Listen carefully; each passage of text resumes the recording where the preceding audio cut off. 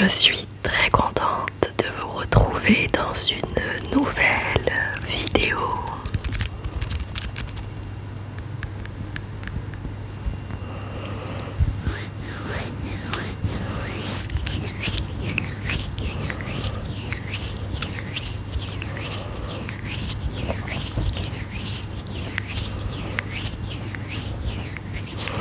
Alors aujourd'hui dans cette vidéo, eh bien je vais vous parler de savoir insolite.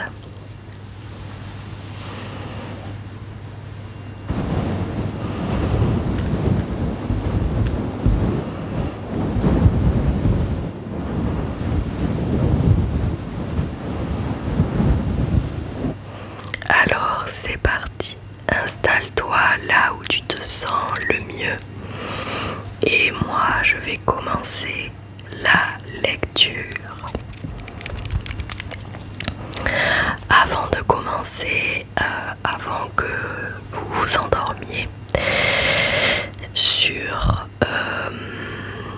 ma chaîne dans l'onglet post, il y a un post où vous pouvez aller mettre un commentaire pour me poser toutes les questions que vous voulez.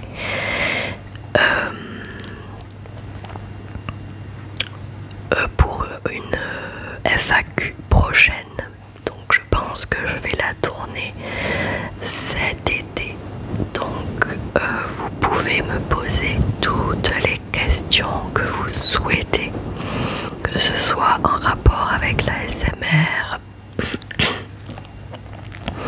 ou d'autres sujets. Évidemment, dans le respect et la bienveillance. Voilà, donc n'hésitez pas à aller jeter un petit coup d'œil à ce post et puis à laisser un commentaire si vous voulez que je réponde à des questions, à vos questions. Alors, commençons. Voici pourquoi il y a des miroirs dans les ascenseurs. On a installé des miroirs dans les ascenseurs pour rassurer les usagers parce qu'ils sont susceptibles d'être mal à l'aise, et ce, qu'ils soient ou non claustrophobes. Les miroirs dans les ascenseurs... Attendez, je vais prendre un... C'est tout le temps la même chose que je prends. Ah non. Attendez.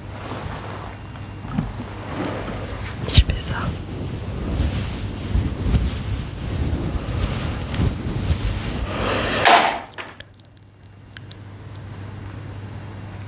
Qu'est-ce qui est tombé?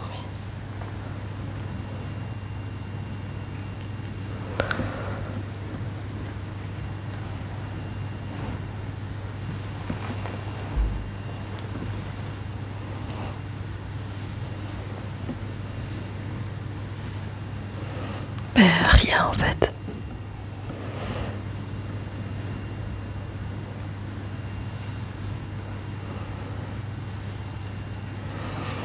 Bon, il y a encore un truc qui est tombé et je vois pas ce que c'est.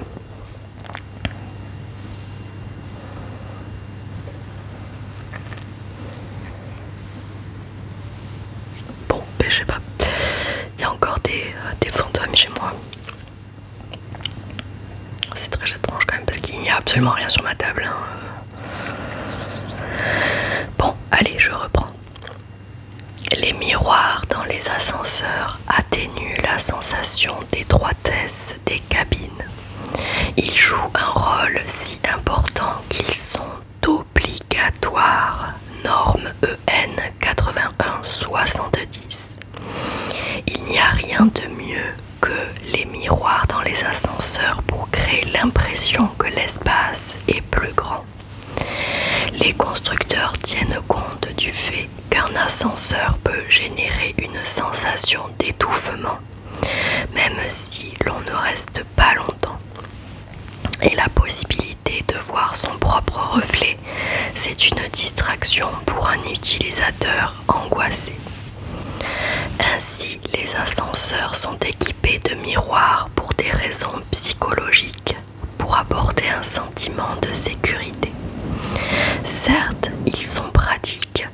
Les hommes et les femmes qui prennent un ascenseur pour aller à un rendez-vous professionnel ou personnel peuvent se recoiffer, faire une retouche de maquillage ou ajuster leurs vêtements. Sur quel principe de fonctionnement un ascenseur monte et descend? Les ascenseurs traditionnels sont hydrauliques. Aujourd'hui, on trouve surtout des ascenseurs électriques, moins encombrants et qui montent plus haut. Ils fonctionnent selon un principe de contrepoids s'adaptant à un ascenseur bondé. Avec un moteur électrique, un ascenseur est une cabine qui se déplace dans une gaine grâce à un câble et à des rails appelés guides et à un système de contrepoids. Il est également équipé d'un frein parachute. Précision que les accidents d'ascenseur sont rares de nos jours. La différence entre un ascenseur électrique et hydraulique est que ce dernier fonctionne avec de l'eau et de l'huile grâce à un piston et à un vérin. Sinon, le principe est sensiblement le même. Toutefois, l'objet est plus rapide lorsqu'il est électrique et cela permet d'en construire des plus gros. Les miroirs dans ces ascenseurs de plus grande taille ne sont pas systématiquement présents. Le miroir dans l'ascenseur est-il obligatoire ou s'agit-il d'une simple norme? L'ascenseur est devenu incontournable depuis que l'on construit massivement des immeubles. Il est obligatoire en France pour les bâtiments d'habitation de plus de 3 étages. Code de la construction et de l'habitat depuis 2019. Pour certains, il est indispensable d'utiliser un ascenseur au quotidien. Pour d'autres, il est préférable d'utiliser les escaliers afin de réduire le risque de maladies cardiovasculaires plutôt qu'en ascenseur. Pourtant, d'après le baromètre Ipsos 2022, 77% de la population française en utiliserait régulièrement. Et si les miroirs dans les ascenseurs sont devenus la norme dans différents types d'immeubles, l'étude montre que les usagers aimeraient bien avoir de la musique, des commandes vocales et un écran qui diffuse diverses informations. Qui a inventé le principe de l'ascenseur? L'idée de l'ascenseur date de l'Antiquité. Néanmoins, pour savoir quand on a créé l'ascenseur à proprement parler, bien sécurisé et qui ne soit plus un treuil, il faut se tourner vers New York et l'année 1852. C'est là qu'un certain Elisha Otis construit un monte-charge révolutionnaire. Certes encore lent à l'époque, les ascenseurs se popularisent et les immeubles sont de plus en plus hauts. Voilà pourquoi les ascenseurs s'appellent Otis. Certains, pas tous. Ensuite,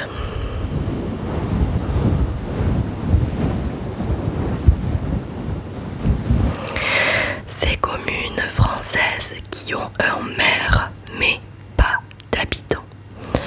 En France, 6 communes présentent une particularité qui les distingue des autres. Elles ont un maire mais aucun habitant.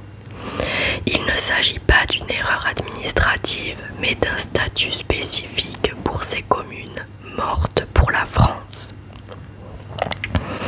Cela peut paraître absurde au premier abord, mais il existe bien des communes françaises qui ne recensent aucun habitant, mais qui ont un maire.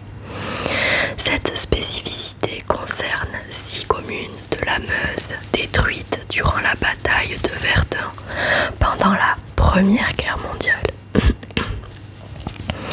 Ces villages sont dotés du statut spécial de commune morte pour la France et disposent donc d'une existence administrative représentée par leur maire. On vous explique pourquoi ces communes sans habitants ont un maire. Dans la Meuse, 6 communes ne comptent plus aucun habitant et ont tout de même une existence administrative. Il s'agit de Beaumont en Verdunois, Besonvaux, Cumières-le-Mort-Homme, Fleury-Devant, Douaumont, Aumont-Près-Samonieux et Louvemont-Côte-du-Poivre. Contrairement à ce que l'on pourrait penser, ce n'est pas une anomalie administrative. Durant la Première Guerre mondiale, ces communes ont été détruites lors de la célèbre bataille de Verdun. Elles n'ont jamais été reconstruites, mais portent les vestiges de la guerre et en sont aujourd'hui des témoins précieux pour le devoir de mémoire. Ces communes sans habitants portent le statut de commune morte pour la France et existent de manière administrative avec un maire et un conseil municipal. Ces 6 communes dépourvues d'habitants ont un maire dont le rôle est d'assurer l'entretien des vestiges comme la chapelle à Fleury-devant-Douaumont, mais également de garantir l'accès au terrain, aux lieux de mémoire visités par les touristes. Le maire s'assure du bon accueil des groupes de visiteurs et des scolaires. Pour ce faire, le maire et son conseil municipal disposent quasiment des mêmes attributs que ceux des communes avec habitants.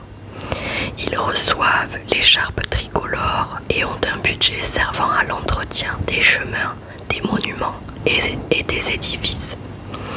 Les communes sans habitants détruites lors de la bataille de Verdun n'ont pas de mairie, de bâtiment communal, mais possèdent un registre d'état civil bloqué à 0 habitants. Sans habitants, le maire de ces communes de la Meuse ne peut être élu. Sa spécificité réside donc dans le fait que les maires de ces 6 communes sont nommés par le préfet. Les candidats doivent présenter une lettre de motivation et sont ensuite nommés maires jusqu'à la fin de leur vie. Le maire est accompagné de 2 adjoints, eux aussi nommés par le préfet. Officiellement, chaque maire de ces communes sans habitants est appelé président de commission municipale. Il faut savoir également que d'autres communes que des départements de l'Aisne des départements de l'Aisne, de la Marne et de Meurthe et Moselle avaient cette particularité de maires sans habitants, mais elles ont choisi d'être rattachées aux communes voisines.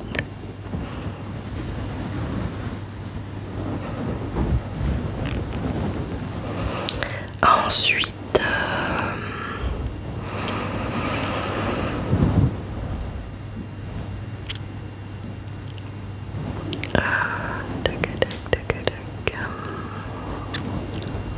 alors ici, pourquoi n'y a-t-il qu'une Schtroumpfette? Connaissez-vous les origines de la Schtroumpfette?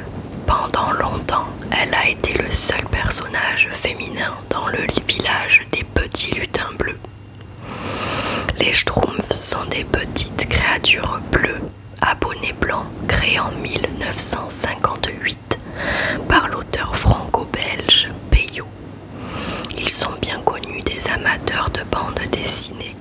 Depuis leur création, ils ont eu droit à plusieurs séries télévisées et films animés, et même à 2 longs métrages, les Schtroumpfs 1 et 2 en 2011 et en 2013.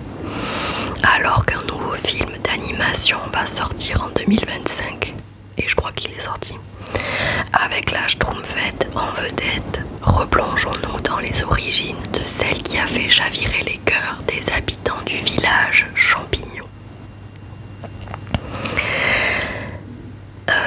Une origine story complexe. Est-ce que le personnage de la Schtroumpfette est méchant à la base? La Schtroumpfette apparaît dans l'histoire éponyme parue en 1967. Le sorcier Gargamel peut faire souffrir les Schtroumpfs. Il décide alors de leur envoyer une Schtroumpfette. Il façonne un être artificiel dans l'argile et lui donne vie avec un sort alchimique. À ses débuts, la Schtroumpfette n'est pas très glamour. Elle est dotée d'une simple robe blanche, d'un visage quelconque et de cheveux de paille de couleur noire. Sans savoir que son créateur est méchant, elle rencontre les Schtroumpfs. Cette communauté masculine est déconcertée par l'arrivée d'une fille. Fraîche et naïve, elle bouleverse leurs habitudes au point de les énerver. Ils lui font alors des farces pour qu'elle se sente laide, ce qui la rend malheureuse. Y a-t-il une seule Schtroumpfette, en anglais Smurfette, ou en existe-t-il d'autres? Le grand Schtroumpf, leur patriarche, décide de la rendre plus belle. La Schtroumpfette change alors de tenue, son visage s'affine et elle adopte une coiffure blonde, un design influencé par l'actrice Brigitte Bardot qui faisait tourner les têtes dans les années 1960. Les Schtroumpfs deviennent subitement amoureux d'elle. La Schtroumpfette ne restera pas la seule fille du village. En 1988, dans l'album Les Petits Schtroumpfs, des Schtroumpfs donnent vie à une petite Schtroumpfette énergique, Sacette, aux cheveux roux et à la salopette rose. À la fin des années 1990, l'univers introduit le personnage de Mémé Schtroumpf. En 2017, nous découvrons tout un village de Schtroumpfettes avec le film Les Schtroumpfs et le village perdu. Qu'est-ce que le syndrome de la Schtroumpfette, aussi appelé principe ou complexe de la Schtroumpfette? À force de le dire, ça ne veut plus rien dire. Le syndrome de la Schtroumpfette est cité pour la première fois par la critique américaine Catapolite dans un article du New York Times de 1991, dénonçant la sous-représentation des femmes dans des œuvres audiovisuelles. Elles sont généralement périphériques, pour ne pas dire accessoires, à des histoires centrées sur des hommes. C'est le cas dans la bande dessinée de 1967, le récit n'évitant pas non plus les clichés sexistes et misogynes de l'époque. D'ailleurs, tous les Schtroumpfs ont un nom en rapport avec leur activité, sauf la Schtroumpfette, dont le nom est uniquement en rapport avec son genre féminin. Pour finir, avant de devenir jolie, elle est présentée comme une pipelette agaçante et après sa transformation, tout le monde se l'arrache. Si le monde des Schtroumpfs s'est beaucoup ouvert aux femmes, c'est bien grâce au premier pas de la première Schtroumpfette. C'est marrant. Ça peut être intéressant. Alors, suivant. Rue de la Gerbe, rue inutile, voici les noms de rues les plus improbables de France. De la rue du Chat qui pêche à la très connue rue de la Soif, certaines rues françaises affichent des noms aussi drôles qu'étranges. Ces curiosités toponymiques racontent à leur manière une part du patrimoine local. Voici un tour de France des noms de rues les plus insolites. En flânant dans les villes et ces villages de France, il n'est pas rare de tomber sur des noms de rues qui provoquent l'étonnement, le rire ou la perplexité. Pourquoi une rue porte-t-elle le nom d'un chat pêcheur? vient l'appellation aussi cocasse que mystérieuse de la rue de la Gerbe. Si ces désignations semblent parfois sorties d'un esprit farceur, elles trouvent bien souvent leur origine dans des anecdotes locales, des traditions oubliées ou des clins d'œil à l'histoire populaire. Décryptons ensemble ces bizarreries de la toponymie française. Pourquoi certains noms de rues françaises sont-ils aussi insolites? Derrière un nom de rue inhabituel se cache souvent une anecdote locale, un fait historique ou un élément de folklore transmis de génération en génération. Prenons la célèbre rue du Chat qui pêche à Paris. Ce nom énigmatique trouve son origine dans une légende parisienne selon laquelle un chat appartenant à un chanoine pêchait dans la Seine avec une habileté exceptionnelle. Située dans le 5e arrondissement, cette rue est aussi la plus étroite de la capitale, ce qui accentue son caractère pittoresque. D'autres appellations comme la rue Vie-de-Bourse à Lyon rappellent les heures sombres d'un quartier où les pickpockets étaient nombreux. La rue Pavé d'Andouille, elle, doit son nom non pas à une spécialité charcutière, mais au pavé mal posé qui composait la chaussée à l'origine. Ces noms, souvent conservés depuis des siècles, sont des témoins directs du quotidien d'antan. Ils reflètent l'humour, la rudesse parfois et surtout l'identité des lieux. Quels sont les exemples les plus surprenants de noms de rues de France? La France regorge de noms de rues à faire sourire. À Lyon, on trouve aussi la rue de la Gerbe, dont l'origine serait plus agricole qu'humoristique. Certaines rues affichent un sens plus symbolique. C'est le cas de la rue de la Soif que l'on retrouve dans plusieurs villes universitaires comme Rennes en référence aux nombreux bars qui y sont installés. L'existence de ces noms prouve qu'en matière de toponymie, la France ne manque ni d'imagination ni d'humour. Certains panneaux sont même devenus des attractions touristiques à part entière, photographiées chaque jour par des visiteurs amusés. Parmi les noms de rues les plus étonnants recensés en France, la rue Inutile figure en bonne place.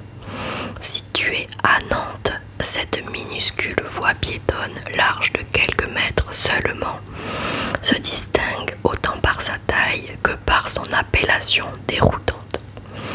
En réalité, la rue ne mène nulle part et ne dessert aucun bâtiment, ce qui lui a probablement valu son nom. Son inutilité apparente en a fait une curiosité locale, photographiée par les passants et partagée sur les réseaux sociaux comme une perle de la signalisation urbaine. Comment les habitants vivent-ils avec ces noms de rues atypiques? Vivre dans une rue au nom farfelu peut prêter à rire ou à débat. Pour beaucoup d'habitants, ces noms sont source de fierté et d'attachement au patrimoine local. Ils deviennent une signature du quartier, un élément identitaire fort. Dans certaines villes, les noms de rues inhabituels font partie intégrante de l'histoire orale et servent à raconter la mémoire du lieu. Mais ce n'est pas toujours le cas. Dans quelques communes, ces noms provoquent gêne ou moquerie. Des panneaux sont régulièrement volés, notamment dans des rues aux noms suggestifs ou à double sens. Un exemple célèbre vient d'Autriche, où la ville de Fucking a changé de nom en 2021 pour devenir la ville de Fucking. Éviter les vols répétés de ces pancartes. En France, les cas de modification restent rares, mais les débats existent. Les habitants doivent souvent choisir entre le respect de la tradition et le confort de la modernité.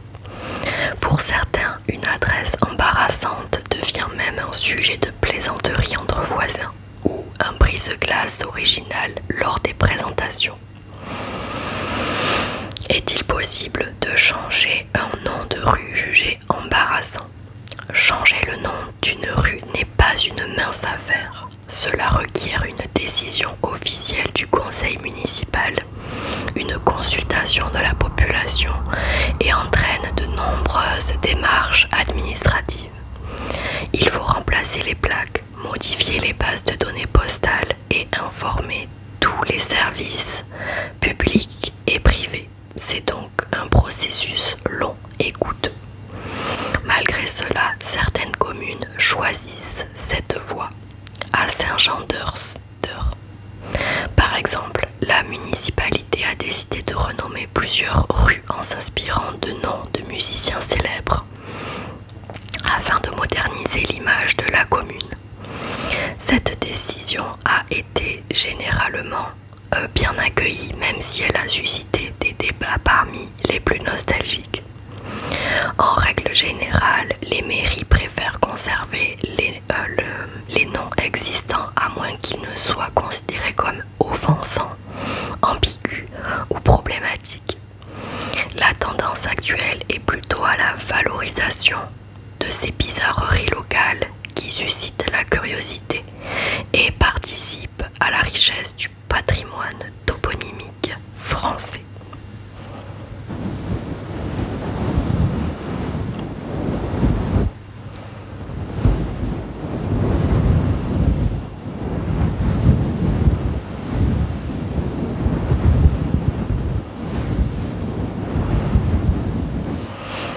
Voilà les amis, c'est tout pour moi pour cette vidéo sur les savoirs insolites.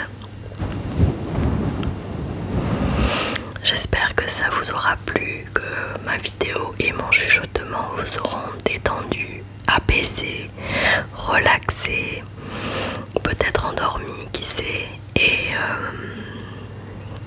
Et voilà, je suis toujours aussi ravie de vous lire. Merci pour vos commentaires, merci pour vos abonnements, merci pour toutes les nouvelles personnes qui se joignent à ma bande sur Nuage ASMR.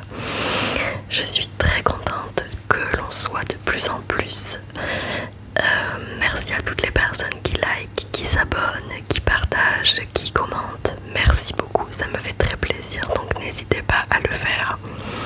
Et puis pour le petit référencement aussi, c'est sympa. Je vous retrouve très bientôt dans une prochaine vidéo ASMR sur Nuage ASMR. N'oubliez pas de boire de l'eau, de mettre de la crème solaire, de vous hydrater, donc de rester à l'ombre, d'être heureux. En tout cas, moi je vous souhaite tout le bonheur du monde, les amis. Je vous fais de très gros bisous et je vous dis à très vite.